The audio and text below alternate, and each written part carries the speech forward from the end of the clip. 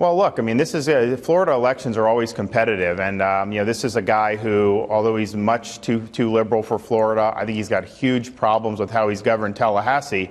He is an articulate spokesman for those far left views, and he's a charismatic candidate. And I watched those Democrat debates. None of that was my cup of tea, but I mean, he performed better than the other people there. So we've got to work hard to make sure that we continue Florida going in a good direction. Let's build off the success we've had on Governor Scott. The last thing we need to do is to monkey this up by trying to embrace a socialist agenda with huge tax increases and bankrupting the state. That is not going to work. That's not going to be good for Florida.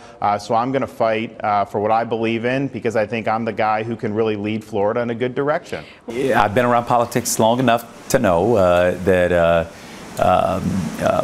the congressman apparently is pulling from the Trump school of politics.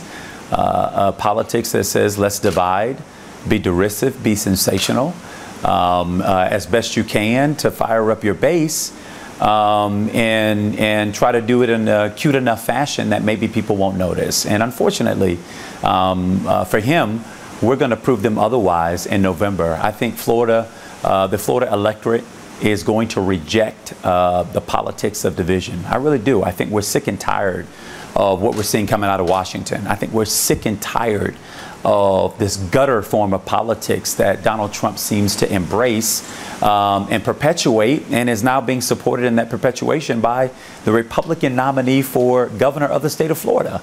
We're far too diverse a state, far too important a state, and I think far too better a state for that kind of politics to win out in November of 2018. We're going to try to compel and appeal to the higher values of the people of the state of Florida, and I think that's what's going to lead us to the win on November 6th.